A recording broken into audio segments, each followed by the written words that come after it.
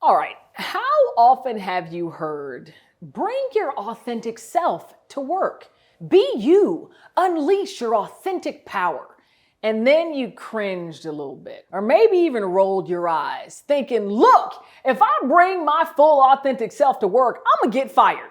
All right, I gotta keep it buttoned up. I gotta keep it together. I gotta hide who I really am. Otherwise, they're gonna let me go. I gotta turn on my work self and off my real self if I ever want to achieve the level of success to which I aspire towards. If that's you, if that resonates, I am so glad you're watching this video right now because I'm about to share some very real perspective about what it means to be authentic at work and what it doesn't. You ready to hear it? Let's get it.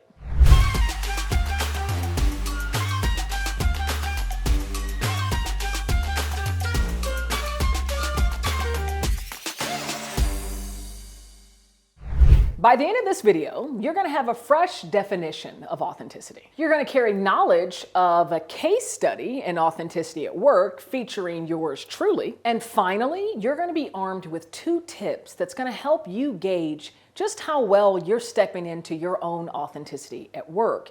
And I promise you, these tips are not going to be cringe-worthy. So we've all been hearing more and more about the power of bringing your authentic self or authenticity into the workplace, from your own manager, leaders, other executives, folks in the media, and of course, from thought leaders like myself. But before I jump onto this well-worn soapbox, I think it's incumbent upon me to define what I mean when I use the term authenticity or authentic self. For me, I define authenticity or see it as much more of a fluid concept, but it's rooted and anchored in remaining true and honest to you, to your truest essence. And for me, I know that that truth exists in a feeling, right? It's acting, it's behaving, it's speaking in ways that are resonant with that truest essence. And you know it from a feeling, right? When you're saying something, behaving in some way, and you just get an icky feeling,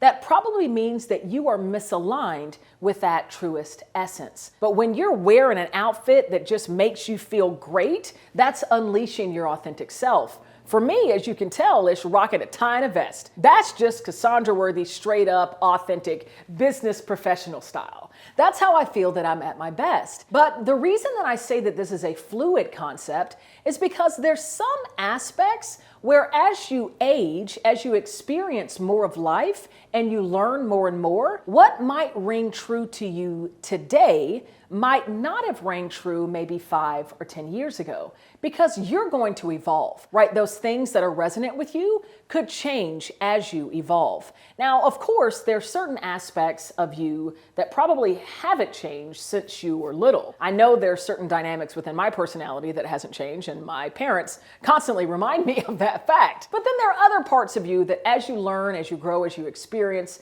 different things throughout your life and your life's journey, then it's going to change as you move forward. And that's okay, right? Because we're all evolving. But in the moment, authenticity means acting, responding, speaking up in a way that rings true with your true self. That is you being your authentic self. Now that we've got the definition of authenticity out of the way, at least the way that I think about it, I want to offer you a case study. And really, this case study is a story from my own personal experience. So when I first started working in corporate, I'm a chemical engineer by trade, and I spent about 15 years working in more traditional roles of corporate America before I founded my global consultancy. But in my first year out of college as a working chemical engineer in consumer packaged goods, my very first year-end review, right? We were going through feedback of the year, what I delivered, whether I met expectations, exceeded expectations, and then as well as just feedback as to help me improve moving forward. And of course, I'm a millennial, and so I was super excited, and I just knew all the feedback would be glowing, that I would have done nothing but exceeded expectations because I'm a rock star. And that's what I do. For the most part, it was, exceeding expectations, but the feedback wasn't nearly as glowing as I had hoped it would be. And I also received some of the toughest yet most impactful feedback I've ever received. My manager at the time told me that I needed to learn to tailor my personal style to take into account my audience so that my message and my impact could be greater. Now, I'm gonna be honest with you. It took me more than some weeks to really let that feedback sink in. At first, it angered me because I thought they were trying to compromise who I am. Don't tell me to tailor my style. Don't tell me to not be me. I'm gonna show up and be me out loud every single day. But what I slowly came to embrace, that it was about packaging myself, my message in a way that didn't compromise my truest essence, that still felt resonant with who I am, but that was packaged in a way such that it could be best received by my audience. And that's really the ability to influence, empower, and impact another. Understand what they're driven and motivated by,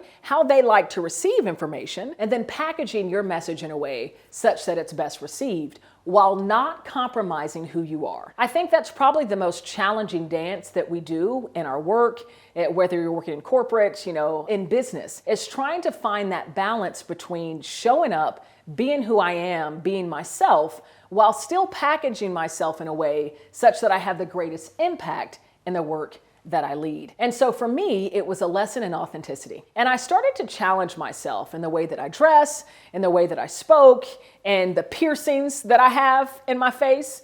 And I had another mentor who told me, Cassandra, you got metal sticking out of your face. And people are going to think about you very differently when you walk into a room with metal coming out of your face. Basically telling me if you don't lose that thing, no one's going to respect you. But I decided that I did not want to lose this piercing, that this piercing is so me. And it makes me feel great in my physical appearance to have it. And so I wasn't going to let go of it. That's something that I was choosing not to compromise. But what I would do is make sure that the results that I'm delivering, how I'm showing up, the work that I'm doing is so exceptional, there can be no question about any kind of piercing that I might have. And that was just a really, really powerful lesson for me. And embracing and not compromising who I am, but also taking into account the amount of impact that I wanted to have in the organization and what minor adjustments I could make to maximize that impact. By the way, if you're getting value from that or have your interest piqued, please do subscribe. I drop videos like this all the time, sharing case studies from clients as well as from myself, all striving to deliver value to you. So make sure you click subscribe so you can be one of the first to get notified when a new video drops. All right, let's get back into it. Now that you've heard that case study and understand how I've engaged and involved authenticity in my own work, let's get into some quick tips that are going to help you step into your authentic power within your work as well. The first tip is to stay bold by striving to know yourself. I fully believe that you cannot show up in this world as your authentic self without knowing that true essence. And honestly, that takes a lot of boldness. It takes a lot of curiosity to explore you and to come to know yourself. And I will tell you, I have certainly been on a personal journey over this past decade, really, as I've embraced my alcoholism and stepped into sobriety about 8 years ago and took a really fierce internal journey, getting curious about me, what lights me up, what doesn't, my likes, my dislikes, my curiosities. The more that you can engage and come to know you, the more your authentic self will shine. And you'll begin getting in tune with those feelings that are inspired when you're doing certain things, certain aspects of your work, or engaging with certain connections, wearing certain clothing, just by experimenting to learn what is resonant with me and striving to know you. Because your authentic power cannot be unleashed if you don't know who you are. And of course, you're always evolving. So this is a daily practice, something that you must continue as you evolve, as you move through life. The second tip is to stay bold and striving to act and behave in ways that resonate with your true self. When we're put in situations where assimilation or going with the flow or the direction of those higher in leadership or who's most popular, when that type of behavior is the one that's rewarded, it can be really challenging to choose to go against the grain, to act in a way that might be not assimilating, not going with the flow, but yet most resonant with our truest selves. This is really when you find yourself at that fork in the road, right? What is the right choice to make? Moving this way doesn't feel right in my spirit, doesn't feel right with my authentic self, but I know that's what's going to get rewarded. That's what's going to help me move forward and achieve some level of success. So what is the right choice to make? I would just invite you to strive to be bold in choosing you and choosing to act and speak up in ways that are most resonant with your authentic self. Now, of course, there are times when you make certain decisions and see that as a means to an end. But the more that you're compromising that authenticity, the more that you're going against that feeling that feels most resonant, then you're going to be inviting tension within yourself. And though you might be taking steps forward to what you think might be success, that tension will build and build and build.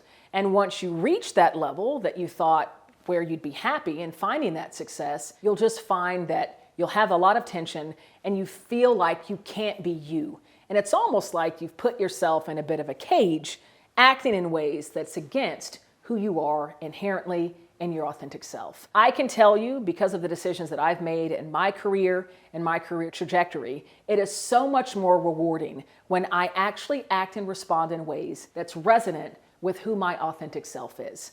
It always ends up and turns out where I feel more fulfilled and happier in those situations. And I will say, when I've made those choices in the past that might not be 100% in line with what's resonant with my authentic self, but rather I see it as a means to an end, I still find a way to inject my personality, my style, my authenticity as I'm moving through it. And again, it helps to relieve that tension that I feel within when I'm doing things that don't resonate with who I authentically am. Speaking of authenticity and maybe evolving and change, I'm about to give something to you. It's for free. All you got to do is click a link below. It's a free chapter of my best-selling book, Change Enthusiasm: How to Harness the Power of Emotion for Leadership and Success. I want to specifically gift you the chapter, The Introduction to this work.